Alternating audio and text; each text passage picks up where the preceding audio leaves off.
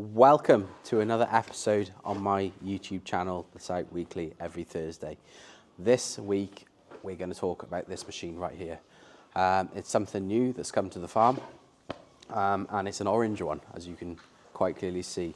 Now what this machine is a compact loading shovel offered by Kubota, and it's the RO90, if you can see it there, model. Not a huge machine, doesn't have a extended boom on it, but very handy in tight spaces like this, where we're feeding and where we're sort of doing odd jobs on the yard or on the farm. So let's have a quick chat about it, and we'll see what we think of it. So as you can see, we're now sat in the machine, and the first thing I notice is how much visibility we've got. It's like a greenhouse in here, as Sandy says. And we've got plenty of visibility behind and to the side, so that's a good thing. So we'll fire her up.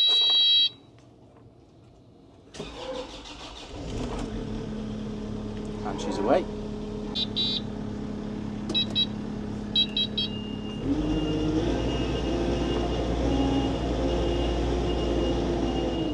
So we've got it out in the light of day, and the first thing we notice is how easy it is to get in and out. It's got, I believe, a 4 metre high lift. It's obviously only at about 2 there, so it lifts high enough to load into spreaders and such. We've had it for a good few days now. We've used it for feeding, we've used it for bedding cattle down, and we've also used it to sort of extract loose shale out of a quarry, and we really like it. The only thing I say, and this is because I'm coming from, you can see the cat over there, a 6 metre boom. I'm coming from a side boom with a long reach, is you don't have that. It's a fixed loader, so that is potentially the only drawback. But do we need it? I don't know. But so far, so good. In terms of its size, it's very compact. It's also very dirty because we have been using it, not just looking at it. If you want to fill up diesel, just pop that open, diesel's in there, that's quite handy.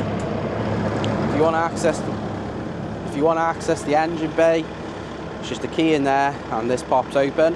I should do that really, but I don't want to mess around with it too much.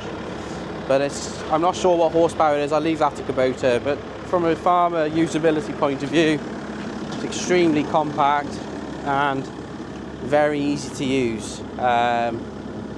And we do like it. So the reason why I'm doing this video is because we fancy something that'll fit these sheds a bit better. They're quite tight. They have actually been designed for a skid steer. So asking a big sort of telehandler like this one to navigate the sheds is unfair, and probably even more unfair on people trying to drive it through the sheds. That said, this is an extremely capable machine and very strong. It's actually very capable, and I think I would miss the strength and power of it.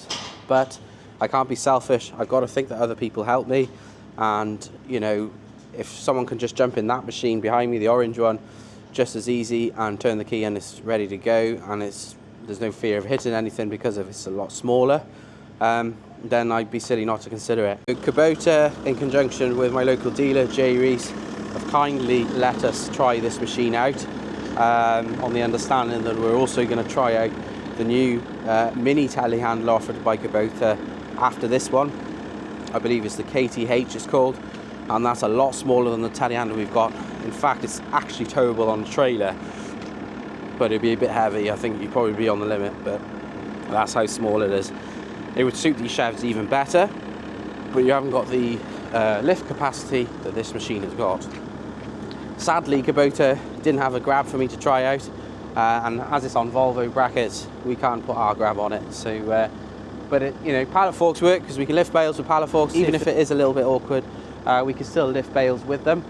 And it's got a bucket, so you can pretty much do everything we want throughout this trial period with it. So yeah, it's got plenty of visibility.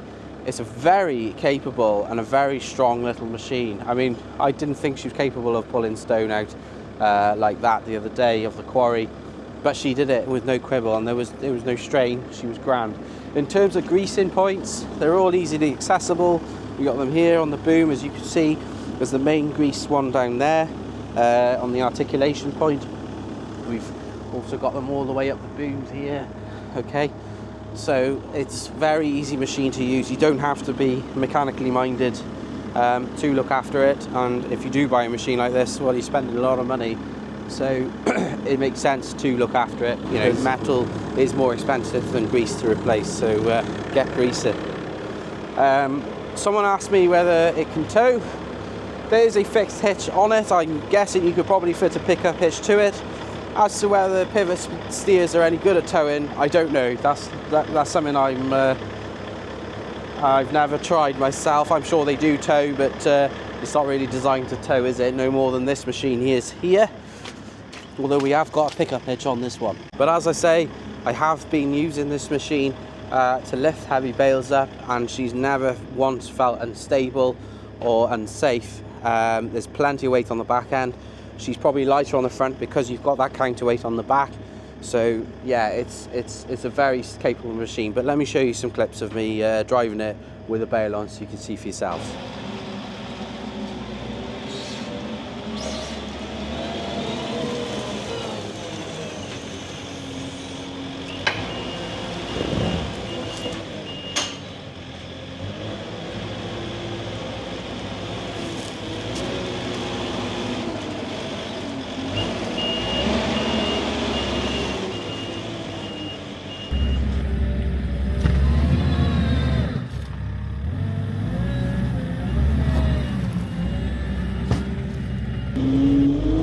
Now, as I say, I'm not really in the habit of using pallet forks to spear bales with, because it's really hard on the machine, but seeing as we've got no other option than to use pallet forks on this machine, because it didn't come with any bale spikes to try, that's what we're left with. But as you can see, it handled it perfectly.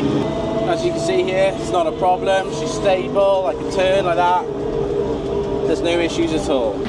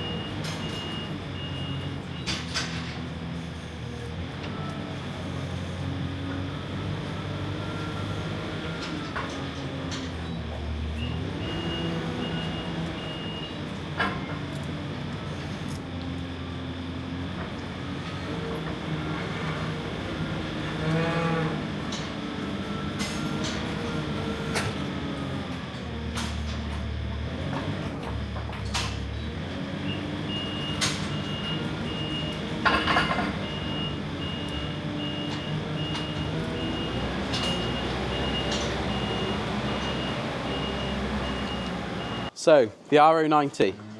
We've established that it's compact, strong, can easily carry two big heavy bales with no problem to handle them. It's good on fuel. It's not that fast on the road. In fact, it's quite slow on the road. It's not a 40k box but you don't buy this sort of machine to go on the road. It's more of a yard sort of construction machine. Handy around sort of farms and sites. What else? I mean, yeah, it's nimble and it's extremely capable and powerful for the size. So I definitely think it's something we need to consider.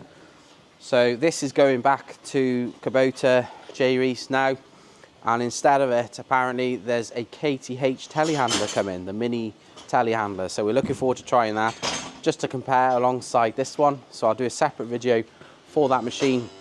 Let's see which one I think is the best for my system, and we'll take it from there. But we're very impressed with it. We do like this machine, and stay tuned for more updates. I hope you enjoyed the video.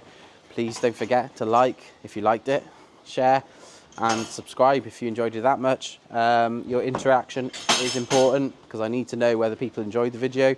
I appreciate that this isn't something that everyone, this sort of video isn't something that everyone would enjoy, because my demographic isn't just machinery mad.